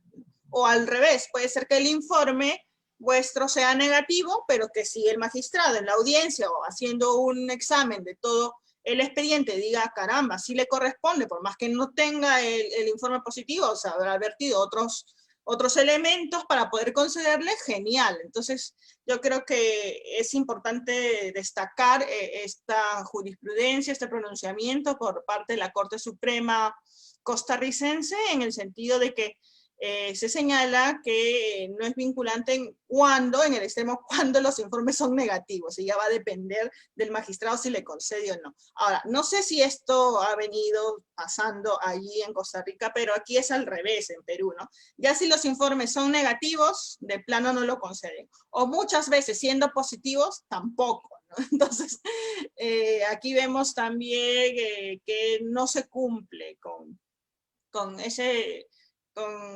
Con lo que ya se ha establecido, por ejemplo, allí, y que hay un temor también por parte de nuestros magistrados, porque en algún momento aquí se le abrían procesos disciplinarios a los jueces que concedían muchos beneficios penitenciarios. Entonces, para evitar un poquito que se le aperturen estos procesos, ya decían, mejor si no quiere tener estos problemas, ya mejor no le concedo los beneficios. Entonces, es lamentable lo que ha venido pasando, y esperamos pues que este tiempo de pandemia sirva para que el Poder Judicial también se sensibilice un poquito más, ¿no? Se sensibilice, pueda también flexibilizar la valoración que se hace respecto de los requisitos y de cómo se vive en prisiones, ¿no? Y en cuanto a las medidas alternativas a la pena privativa de libertad, tenemos sobre todo ahora dos nuevas de hace 4 años, que es la vigilancia electrónica personal y la conversión de penas en ejecución de condena.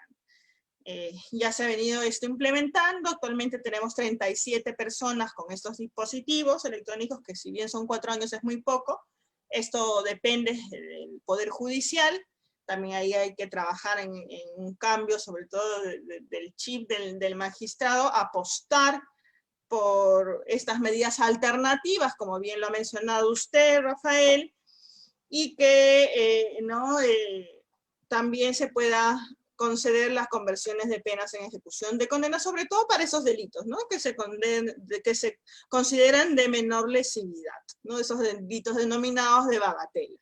Y que también ha sido recomendación por parte de Naciones Unidas, de los organismos internacionales en estos contextos de pandemia, que se den excarcelaciones para los grupos vulnerables y para estos delitos, pues, ¿no? De bagatela, que se tienen que tener, se tiene que poner especial atención para estos casos en específico. Muy bien, Rafael, no sé si deseas acotar algo más o pasamos a la lectura de las preguntas. No, nada más, doctora, acarrear eso de que efectivamente cuando nosotros en nuestro Código Procesal Penal establecemos la posibilidad del beneficio de la libertad condicional, que este es un beneficio que solamente otorga el juez de ejecución de la pena, si se cumplen las condiciones objetivas y subjetivas, se pide un pronóstico y un diagnóstico al Instituto Nacional de Criminología. El Instituto Nacional de Criminología le pide al Centro de Atención Integral, en donde está el privado de libertad, los estudios que hay, y puede ser que el instituto dé una recomendación de otorgamiento del beneficio, y puede ser que diga que no se otorgue, pero este informe del Instituto Nacional de Criminología no es vinculante para el juez de ejecución de la pena. Él puede separarse, y aquí no lo vamos a sancionar porque se separe, porque sería violentar el principio de independencia judicial. Esto precisamente porque en muchas situaciones, doctora, hay alguna condición que el Instituto Nacional de Criminología indica que no otorga porque el plan de atención institucional no está debidamente cumplido, pero no está cumplido no porque el privado de libertad no haya querido cumplirlo, sino porque no se lo han podido dar. Aquí, doctora, saludo a la doctora Georgelina Palomino, de allá que nos está viendo. Ella nos deja una pregunta y me dice que los que obtienen su libertad a través de un beneficio penitenciario, ¿cómo es el tratamiento post-penitenciario en Costa Rica? Mire, doctora, tenemos un problema de hacer un adecuado cumplimiento del plan de atención internamente, y yo creo que externamente no lo vamos a tener. Aquí lo que se hace es un seguimiento a nivel de oficinas de atención de comunidad externas, en donde un trabajador social o un funcionario verifica si se están cumpliendo de manera adecuada las condiciones que se impusieron para estos beneficios, pero no hay un tratamiento, a no ser de que efectivamente a la persona se le haya impuesto una condición de llevar un tratamiento externo con psicólogo, con trabajador social en algún centro de rehabilitación, y que se tengan que tener estos informes. Pero si no tenemos capacidad intracarcelaria, menos vamos a tener capacidad extracarcelaria para dar atención a un seguimiento post penitenciario. Así es, siempre también lo he mencionado y en la misma línea, Rafael, si nosotros apostamos o queremos trabajar en ese cambio de mentalidad anquilosada por parte de nuestros magistrados, en apostar por las medidas alternativas, también tenemos que potenciar el medio libre, ¿no? O el medio abierto, no sé cómo lo conocen en Costa Rica. Aquí lo conocemos como medio libre. Porque tenemos que incrementar el personal, porque si es que hay un mayor número de personas con penas alternativas, ello no quiere decir que porque no vayan a prisión van a dejar de lado el tratamiento penitenciario, todo lo contrario, tienen que seguir, todavía hay una relación de sujeción con la administración penitenciaria. Están cumpliendo un tipo de pena, pero en condiciones diferentes a las de privación de libertad. Sí, entonces, sí. Pero eso es lo que tiene que comprender la sociedad y lo que los medios de comunicación tienen que hacerle ver a la sociedad. de que un beneficio penitenciario no es el perdón de la pena, no es una conmutación de la pena, es un cumplimiento de la pena en una en una situación condicionada. Es un modo diferente de cumplir esa pena con una restricción diferente, pero no es que se está perdonando, porque aquí se decía, se otorgaron salidas a 1000 privados de libertad, centros semi-institucionales, o 1000 privados de libertad, se les perdonó su condena. No se les está perdonando, se les está llevando a un sistema progresivo de cumplimiento de la pena en una modalidad diferente a la privación de libertad cerrada. Así es, totalmente de acuerdo en ese mismo sentido. Entonces también, para responder ante ello, tenemos que potenciar nuestro medio libre en infraestructura, en personal y en programas de tratamiento, para también dar una respuesta acorde a lo que estamos buscando. Aquí nos hacen una pregunta, doctor. Las penas limitativas de días libres, bueno, nos preguntan en qué región funciona. Bueno, yo no conozco esto, las penas limitativas en la región. Quiero delimitarlas para Costa Rica. ¿Ustedes tienen este tipo de penas limitativas de días libres? En realidad, no sé qué me quiere decir con la pregunta o la forma en que fue planteada. Limitativa de día libre, ¿qué es lo que ustedes conocen por eso, doctora? Es parecido a la pena de prestación de servicios a la comunidad que se realizan los fines de semana y, por ejemplo, las penas limitativas de días libres cuando se tiene que dar algún tipo de tratamiento psicológico en fines de semana, por ejemplo, a algunos internos, ¿no? Bueno, Algunas personas, en lugar de colocarles la pena privativa de libertad, no internos, sino sí, en su lugar. sí, mire, nosotros en algunos hechos delictivos tenemos la posibilidad de que el cumplimiento de la pena sea un centro de rehabilitación. Digamos, si la persona está siendo investigada por un delito de tráfico de drogas y se determina de que esta persona lo conllevó el delito, su adicción a las drogas, el juez puede imponer una pena en un centro de rehabilitación en lugar de hacerlo en un centro cerrado, con todo el tratamiento y con las informaciones hacia el juez de ejecución de la pena de que efectivamente esta rehabilitación se está dando. Cuando tenemos la situación esta, que se habla de días libres o cuando se ofrece la posibilidad de que la persona vaya avanzando progresivamente a un centro semi-institucional, lo que se dice es que esta persona puede irse 4 días para su casa, trabajar, dormir en su casa y estar 3 o 2 o 1 en un centro semi-institucional durmiendo, para efecto de control y de seguimiento por parte del personal penitenciario. Pero no tenemos una limitación. Si la persona cumple con los requisitos que establecen las diferentes circulares que emite el Instituto Nacional de Criminología, Adaptación Social o las condiciones que pone el juez de ejecución de la pena, pues entonces si el privado de libertad cumple esos requisitos, ahí no tiene ninguna limitación. El problema de la limitación sería el que efectivamente esta persona no cumpla o incumpla con las condiciones que se le han impuesto. Muchas gracias. Por aquí nos hacen otra pregunta, nos dicen, ¿qué opinión le merece que hay una gran cantidad de internos por prisión preventiva?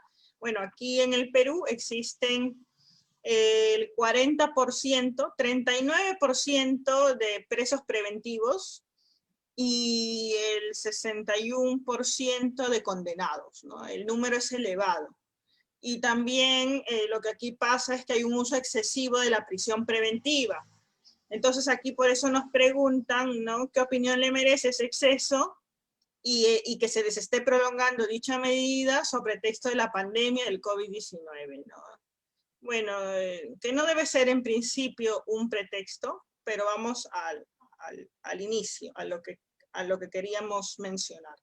Que las prisiones preventivas, para que se dicten, tienen que cumplirse los presupuestos que establece el Código Procesal Penal. Pero que en nuestros ordenamientos, y en el Perú específicamente, hay un uso excesivo, ¿no? Cualquier persona comete incluso delitos de mínima lesividad, prisión preventiva. Para todo es prisión preventiva, como si fuera una respuesta a las demandas mediáticas que hay, como si fuera una sentencia, porque muchos creen la sociedad en general, ¿no?, que se le coloca una prisión preventiva ya es una condena, pero no es esto, ¿no? Entonces, lo que buscan es dar prisión preventiva para todo. No sé si eso también pase en Costa Rica, que está mal, debemos cambiar también esta mentalidad y que solamente de manera excepcional, cuando se cumplan esos presupuestos, otorgar no la solicitud de las prisiones preventivas, ¿no? Y para un poco remediar esto, también el decreto legislativo 1513, que se publica en mayo del año pasado, fue para que estos delitos de mínima lesividad sean evaluados de oficio con prisión, que estaban con prisión preventiva a efectos de que puedan salir de prisión, ¿no? Entonces, por ahí que había una ventana, una luz para que se puedan evaluar estos casos, pero que no han sido muchos, ¿no? Los que han salido. No sé si esto pasa igual en Costa Rica, doctor. Sí, doctora, los presos sin condena en América Latina es una situación, una pandemia de todos los países en realidad. Nosotros tenemos efectivamente una cantidad de indiciados grande. Sí tenemos la situación de que por política criminal no podemos tener indiciados con condenados o con sentenciados. O sea, tenemos centros para indiciados que Bueno. están sobrepoblados también por esa misma condición. Y lo que se ha promulgado efectivamente es evitar que todo se conlleve a prisión preventiva, pero generalmente es por esa situación mediática que se da. O sea, se publicita un hecho delictivo a nivel de prensa y entonces la fiscalía sale indicando que va a pedir prisión preventiva y eso genera presión en algunas ocasiones en los jueces y tratan de aplicar la prisión que corresponda. Gracias a Dios tenemos jueces muy valientes que se salen de estos presupuestos y que han tratado de que efectivamente la prisión preventiva sea la última de las condiciones que se puedan imponer. Esto considerando los presupuestos que usted ha establecido, que se dé un peligro de fuga, un peligro de obstaculización, que no se tengan arraigos laborales, arraigos familiares y que presuman efectivamente que no se va a cumplir con el fin de una detención. Lo que nosotros decimos es que se tiene que investigar para detener y no detener para investigar, porque cuando se detiene para investigar es cuando tenemos una prisión preventiva excesiva y mucha gente esperando a que se genere un delito. Y el problema es que también cuando se tiene a un presunto culpable ante la prensa, que es un presunto inocente, tenemos el problema de que vulneramos esa presunción de inocencia que cobija a todo ciudadano, al igual que en Costa Rica, en Perú, y se pone a una persona que es un presunto inocente como un presunto culpable y esa sentencia mediática, esa presunta responsabilidad no tiene ningún recurso, doctora, y aquí se causa un problema que es efectivamente de cómo los medios están presentando a las personas bajo el contexto de que la presunción de inocencia dice de que a toda persona se le tiene que tener como inocente hasta que no se demuestre lo contrario. Y ese trato tiene que ser dado en cualquier etapa del proceso. Entonces aquí lo que promulgamos es de que efectivamente se eviten esas prisiones preventivas para evitar estos presos sin condena. Muy bien, qué bueno, Rafael, que nos des esa noticia que al menos se respeta el hecho de la separación, que si bien nuestro Código de Ejecución Penal sí lo establece, que deberían estar separados los procesados preventivos, o en su caso, como le dicen los indiciarios, ¿no?, de los condenados, pero que en la praxis aquí no se cumple, hay un divorcio, ¿no?, entre norma y lo que en realidad se ejecuta. En cambio, ahí muy bien que sí se cumpla ese principio y esa separación de los procesados con los condenados. Ya seguramente en el futuro, esperemos igual que no muy lejano, esto se pueda cumplir, ¿no? Porque ya sabemos todas las consecuencias de que ellos estén mezclados. Y además del principio de presunción de inocencia, como bien dices, ¿no?, que ya lo sabemos todos, uno de los grandes pilares de nuestro sistema, que justamente, ¿no?, nadie es responsable hasta que no se compruebe lo contrario. Y en ese sentido, también se debe reflejar en las prisiones en el caso de los procesados. Muy bien, aquí en el Zoom ya no tenemos más preguntas. No sé si por ahí hayan más preguntas. A ver, vamos a ver, ya casi 2 horas Sí, Estamos doctora, sí, yo aquí. creo que ya tenemos que ir cerrando. Ya Aquí, cerramos. la licenciada Yamile Valverde de Costa Rica, que es directora de un centro institucional, me indica que actualmente solo los centros productivos mantienen población con pernotación. Esto es la posibilidad de los centros semi-institucionales que tienen alguna situación de carácter productiva que permiten efectivamente mantener a estas personas durmiendo y saliendo. Y todos los demás solo llegan a atención, puede ser desde una vez a la semana hasta una vez al mes. Esta es la posibilidad de que decida de que efectivamente la persona tenga un arraigo laboral viable y que presente una oferta laboral y que demuestre que efectivamente va a cumplir con ese trabajo para el sustento. José Luis nos dice que qué opinamos de crear cárceles ecológicas. Aquí no es tanto crear una cárcel ecológica, sino crear un centro que permita efectivamente tener esa posibilidad de que sea amigable, no solamente con el ambiente, sino amigable en el tratamiento humanitario o en la humanización que se requiere de esa cárcel. Yo sería partidario de crear una granja que permita establecer o un centro productivo que permita que el privado de libertad pueda producir lo que se come, que pueda generar lo que requiere para sostenerse y estos centros productivos podrían ser una situación que le permita a los estados efectivamente tener cárceles que produzcan y que ellas mismas se mantengan. Si lo hacemos eh, en armonía con el medio ambiente para crear efectivamente una cárcel de esta naturaleza, pues sería mucho mejor todavía. Sí, totalmente, totalmente, Rafael, de Excelente, acuerdo. Y para ir cerrando, solo una pregunta, creo que también es de Yamilio, no, a ver, por aquí se me perdió. Por ahí decían, en este contexto de la pandemia se han dado mecanismos o tratamientos rehabilitadores, otros que ya existen, por ejemplo, en el ordenamiento, en su ordenamiento, a ver, vamos a ver. Por ejemplo, en Perú, no tratamiento, pero sí se han dado leyes específicas para, en el caso de los beneficios, por ejemplo, para reducir los requisitos. En Costa Rica se han dado algunas normas o relacionadas también al ámbito del tratamiento penitenciario. Doctora, con la situación de la pandemia, lo que se emitieron fueron directrices a nivel de adaptación social y el Instituto Nacional de Criminología para que se hiciera una valoración y verificar qué personal privado de libertad era personal de riesgo.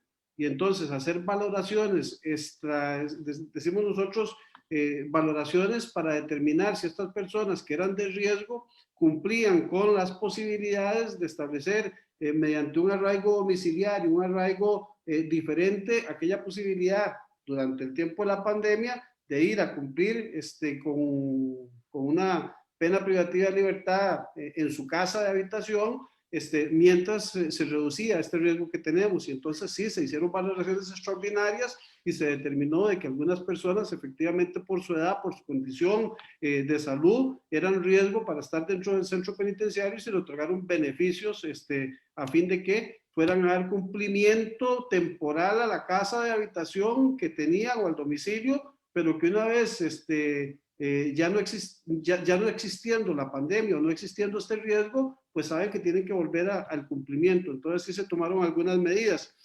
Don Francisco Gil nos pregunta si en Costa Rica hay un sistema resarcitorio indemnizatorio de parte del Estado para condenas erróneas. Bueno, yo di una conferencia, creo que fue en Perú en algún momento también, sobre el plan de atención institucional para el privado de libertad inocente. Y siempre decían, bueno, pero ¿cómo hacer un privado de libertad inocente? Bueno, sí, tenemos sentencias, las posibilidades de establecer mediante un arraigo domiciliario, un arraigo... Entonces, tenemos esa posibilidad que se nos dé esta condición. Perdón, se me metió ahí la voz del Facebook. Entonces, en este caso en particular, efectivamente, si una persona es privada de libertad, se le impone una prisión preventiva y va a juicio y se demuestra que esta persona es inocente, solamente cuando la sentencia es de inocencia por certeza, tiene la posibilidad de recurrir ante un contencioso administrativo a pedir el resarcimiento por esa privación de libertad que ha tenido de manera ilegítima. Cuando la sentencia es una absolutoria por duda, no permite esta situación porque efectivamente hay alguna condición que estableció esa privación de libertad y que existía algún grado de probabilidad. Son muy pocas las sentencias que se dan por certeza cuando ha habido una privación de libertad, pero sí tenemos ejemplos. Yo particularmente he tenido alrededor de 3 asuntos de privados de libertad que logré absolverlos por certeza y que después fuimos a cobrar una indemnización demostrando los daños que se le causó a esta persona durante el tiempo que estuvo privado de libertad, algunos con más de 1 año, otros con más de 2 años, y que efectivamente tuvieron un resarcimiento en realidad que permitió no pagar ese daño, porque a un inocente no se le puede tener ni un día en la cárcel, pero que efectivamente se le determinó al Estado esa responsabilidad de hacer un resarcimiento. Ah, excelente, qué bueno, me alegra saber de estas decisiones. Entiendo que a nivel de Corte Suprema quizá, ¿no? Como pasó también en Chile, a finales de enero, también la Corte Suprema chilena también indemnizó a un ciudadano que por error había estado privado de su libertad, bueno, a través de un preso preventivo era 79 días, un mes y 19 días, más de mes y medio. Entonces ordenaron, fallaron a su favor para que le pagaran 40 millones de pesos. Ahora, estos convertidos no lo sé el valor a soles o dólares, pero que sí importaba una cantidad de dinero para él, para este ciudadano que por este error le habían privado de su libertad. En el Perú no conocemos casos, no se han dado estos casos todavía, pero yo creo que sí sienta a nivel local vuestro, Costa Rica, Chile, un importante precedente y que a nivel de derecho comparado nosotros podemos tener en cuenta que cuando sucedan estos casos también en el Perú, ya podamos accionar a efectos pues que también signifique un freno respecto de nuestros magistrados al momento en que van a expedir sus resoluciones, ¿no? Es importante ello porque uno de los valores más importantes, de los derechos más importantes de una persona es su libertad, ¿no? Y que la priven, pues ya estamos, y si es por error todavía, ¿no? Estamos vulnerando un derecho sumamente importante. Yo le agradezco, doctor Rafael Rodríguez, por su invitación para esta charla en esta noche. Yo creo que ha sido sumamente interesante, fructífera, habiendo compartido las ideas tanto por parte del sistema penitenciario de Costa Rica y en mi caso es del sistema penitenciario peruano. Le agradezco por su importante intervención, brillante intervención, a todos los amigos, a todos los colegas que nos han acompañado durante estas 2 horas de transmisión, tanto de Costa Rica como de Perú, los que han estado aquí, los que todavía siguen aquí en el Zoom, que hemos tenido bastante aquí acogida, y también a los que nos han seguido en las redes sociales. Muchísimas gracias por este tiempo, y bueno, hasta otra oportunidad, hasta otra mesa de conversación. Muchas gracias, doctora. Este es un tema que nos apasiona a los que creemos en la reinserción social y a los que creemos que efectivamente tiene que haber una ejecución de la pena humanizada con un cumplimiento adecuado. Le agradezco que me haya permitido poder compartir con usted y espero que no sea la última vez y más bien va a quedar invitada para participar con nosotros en Costa Rica en algún conversatorio con la Asociación Internacional de Profesionales en Derecho, a fin de conversar un poquitito sobre esta situación de los beneficios penitenciarios y de la importancia que se debe tener a nivel general. Muchas gracias, doctora, y muchas gracias a los más de 50 participantes que estuvieron casi que todas las 2 horas en el Zoom y a los que nos siguen en el Facebook Live y en las redes sociales. Muchas gracias. Buenas noches. Muchas gracias. Buenas noches.